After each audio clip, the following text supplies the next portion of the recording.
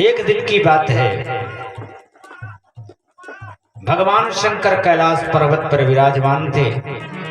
देव ऋषि नारद पधारे, पार्वती अम्बा भी थी। दंड प्रणाम किया। नारद जी ने भगवान शंकर को प्रणाम किया, पार्वती मैया को प्रणाम किया, बैठ गए। अचानक भगवान भोलेनाथ उठकर कहीं चले गए। अब नारद को तो मौका ढूंढना था झगड़ा लड़ाने वाले। आज भी कहते हैं लोग ना कि का नारद का काम करो था, जहां जाए कुछ ना कुछ करके आते थे नारद जी। नारद जी ने पार्वती जी से पूछा, मैया भगवान भोलेनाथ कहाँ गए? लगता है तुम्हें प्रेम नहीं करते। पार्वती जी ने कहा, ये कैसे तुमने कह दिया देव ऋषि? भगवान शंकर तो मुझे अत्यंत प्रेम करते। अब मौका पा गए नारद, तो पार्वती से वार्तालाप शुरू कर दी। कहा अत्यंत प्रेम करते। कहा कैसे तुम्हें पता आप प्रेम करते? पार्वती जी ने कहा, देखो सारी बातें मुझे बताते हैं, जो नहीं बताना चाहिए वो भी बताते। कोई बात आज तक भगवान शंकर ने मुझसे छुपाई नहीं, और कहीं भी जाते तो मुझे साथ लेकर जाते। कैसे कह दूं कि भगवान भोलेनाथ मुझसे प्रेम नहीं करते? नारद जी ने कहा, मैया सारी बातें तुमसे बताते? हाँ सारी बताते। अच्छा तो ये भी बताई होगी। नारद जी ने पार्वती से कहा, माँ तो ये भी तुम्हें शंकर जी ने बताया होगा कि जो भगवान शंकर के गले में मुंड माला है, सिर की माला है, उस माला में किसके सिर है? पार्वती जी ने कहा, इसको तो नहीं बताया मुझे कभी। नारद जी ने कहा, यही बात तो मैं कह रहा हूं, जो मूल बातें हैं तुम्हें शंकर जी नहीं बताते। बोलो शंकर भगवान की जय। नहीं बताते। इतना कह करके नारद जी वहां से चले गए। अब पार्वती जी के मन में बात खटकने लगी कि ये मुंड माल किसकी है, किसके सिर की माला है? शंकर जी पधारे। शंकर जी से पार्वती ने कहा, प्रभु आज तक आपने हर बात बताई, लेकिन किसी दिन आपने ये नहीं बताया कि आपके सिर में जो ये नर मुंडों की माला है, ये किनके सिर है? किनके सिर की माला पहन रखी है आपने? शंकर जी मुस्कुराए। शंकर जी समझ गए कुछ नारद वारद तो नहीं आए थे, कुछ गड़बड़ है। शिव जी ने कहा, देवी मैं तुम्हें अत्यंत प्रेम करता हूं, इसमें संदेह नहीं तो महाराज ये बताओ कि ये किसके सिर की माला है? आज तक आपने मुझे नहीं बताया, हमसे कुछ चोरी करते रहे। नहीं देवी ऐसी बात नहीं, तो बताओ किसके सिर की माला है? कहा ये सिर की माला की कथा सुनोगे तो उसमें भी तुम्हारे प्रति मेरा प्रेम ही है। कैसा प्रेम? भगवान शिव ने कहा, देवी तुम्हारे जितने अवतार हुए और जब जब तुमने शरीर छोड़ा है, तुम्हारे सिर को काट करके मैंने अपने माले में पिरो लिया है। ये मेरा प्रेम है तुम्हारे प्रति। ये तुम्हारे सिर की माला है। तुम्हारे जितने बार अवतार हुए हैं, तुम्हारा सिर काट करके मैंने माला पहन रखा है। सिर को गिन लो, इतनी बार तुम्हारे अवतार हो चुके हैं। पार्वती की आंखों में आंसू आ गए, लेकिन पार्वती ने कहा, प्रभु आप मुझे इतना प्रेम करते, लेकिन एक बात का शक मुझे हो रहा है। शंकर जी ने कहा, कौन सा शक? पार्वती अम्बा ने कहा, प्रभु मैं इतनी बार मरी, इतने बार मेरे अवतार हुए, मैं बार बार पैदा होती रही, बार बार मरती रही। हाँ देवी तुम बार बार पैदा होती रही, बार बार मरती रही। पार्वती जी ने कहा, प्रभु मैं इतनी बार मर रही थी और तुम एक बार भी नहीं। तुम कौन सा अमृत पी के आए हो कि तुम्हारी मृत्यु नहीं होती, मैं बार बार मर रही हूं? भगवान शंकर ने कहा, देवी वो अमृत गोपनीय है। पार्वती ने कहा, नारद ठीक कहते थे, तुम मुझसे कुछ चोरी करते हो। आज तक वो अमृत मुझे क्यों नहीं बताया? मुझे भी मरना न पड़ता। भगवान शंकर ने कहा, देवी वो अमृत पीना चाहती हो? हाँ, अगर तुमने उस कथा अमृत को पी लिया, पान कर लिया ना, तो आज से तुम भी अमर हो जाओ। महाराज तुम मुझे उस कथा अमृत पिलाओ, जिस कथा अमृत को पीकर आप अमर हो गए हो। संसार के महापुरुष अमर हो जाते हैं, मुझे भी कथा अमृत चाहिए। भगवान शंकर ने कैलाश पर्वत छोड़ा, चले गए अमरनाथ की गुफा में। एकांत में वहां सारे जीव जंतुओं को सबको हटा दिया, सबको भगा दिया, किसी को वहां नहीं रखा। पार्वती अम्बा को बैठाया, आसन बिछाया, आसन ध्यान नहीं दिया भगवान शंकर ने। सब जीव जंतु, चिड़िया, कीड़े मकोड़े सबको हटा दिया, लेकिन उस आसन के नीचे एक तोते का अंडा रह गया। पार्वती से कहा, पार्वती अब तुम ध्यान पूर्वक वो कथा सुनो, जिस कथा को सुनकर व्यक्ति अमर हो जाता है। भागवत की कथा आरंभ कर दी भगवान शंकर ने। आंखें बंद कर लिया, भगवान का ध्यान किया, कथा आरंभ की। पार्वती से कहा, देवी तू हाँ हाँ करते रहना, बस मैं जान जाऊंगा तू कथा सुन रही। पहले दिन की कथा सुनाई, पार्वती हाँ हाँ करती रही। वो अंडा फूट गया, अंडे से बच्चा निकल गया। वहां जीव जंतु तो नहीं रखा था, लेकिन वो अंडा जब बच्चा बन गया, बंधुओं भगवान शंकर के मृग छाल के नीचे पड़ा है, आसन के नीचे पड़ा है। भगवान दूसरे दिन की कथा आरंभ की, कथा चल रही है बराबर।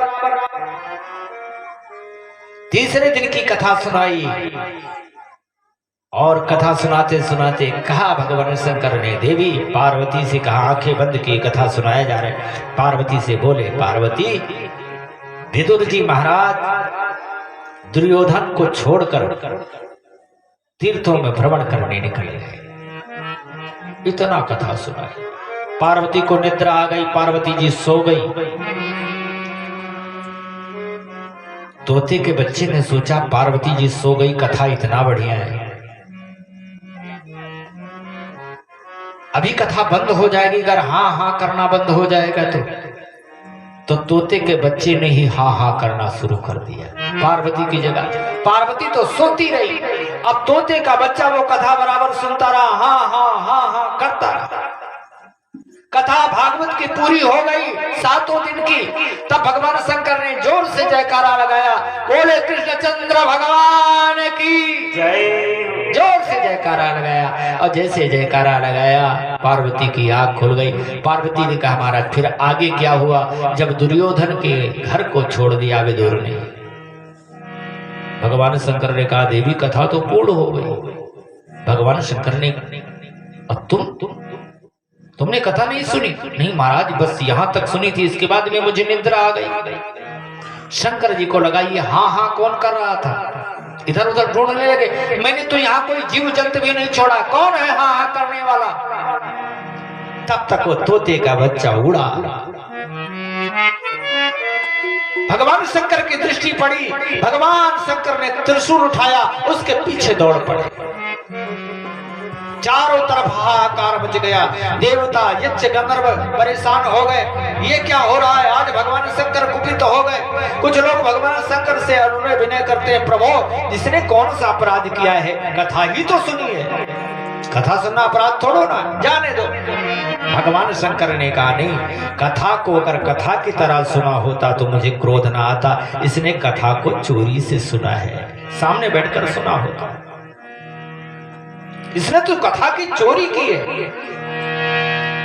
भागा, व्यास की पत्नी का मुख खुला हुआ था, जमाई आई थी, बस वो तोता मुख के रास्ते उधर में प्रवेश कर गया।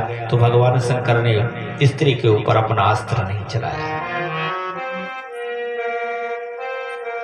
बंधुओं, कहा जाता है कि वही तोता सुखदेव के रूप में व्यास पत्नी से प्रकट हुए हैं। बोलो शंकर भगवान की जय। और कुछ ग्रंथों में वर्णन मिलता है सुखदेव जी के जन्म की कथा का, कि भगवान शंकर ही स्वयं व्यास पत्नी के उदर से अवतरित हुए सुखदेव के रूप में इस भागवत की कथा को गाने के।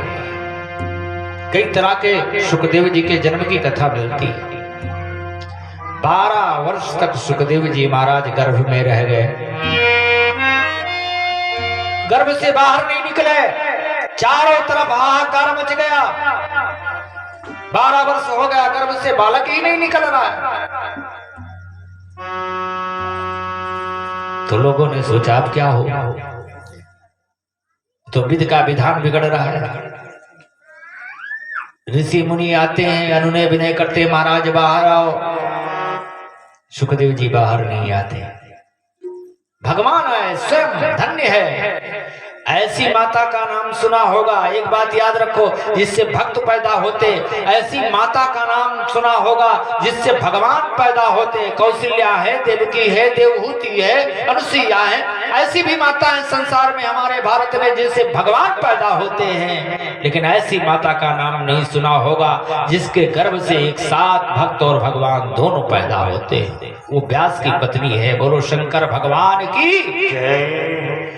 सुखदेव जी पहले से विद्यमान थे गर्भ में। छोटा सा रूप बनाकर भगवान श्री हरि गर्भ में प्रवेश किया। सुखदेव से कहा, सुखदेव जी बाहर चलो, अब बहुत अनर्थ हो रहा है। सुखदेव जी ने कहा, महाराज मैं बाहर नहीं जाना चाहता। क्यों? मैंने सुना है जैसे व्यक्ति बाहर आता है तैसे आपकी माया पकड़ लेती है।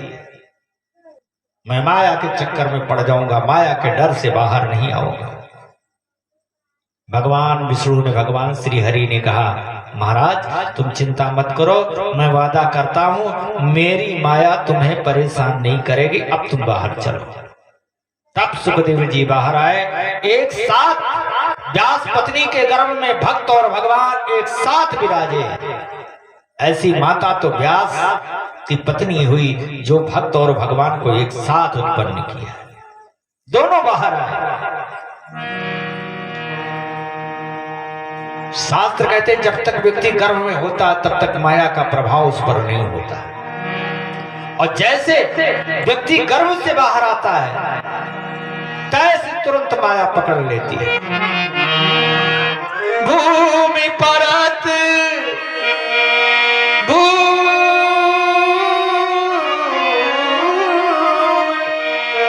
भूमि परत डाबर पानी जन जीव ही माया, जन जीव ही माया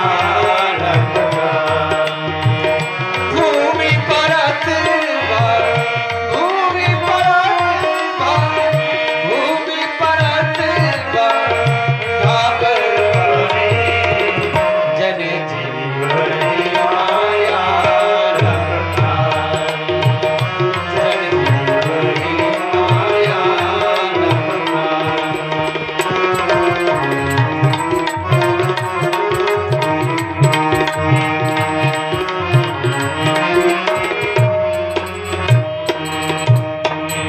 जैसे बाहर आए तुरंत माया तो उनको प्रभाव नहीं डाल सकी। तो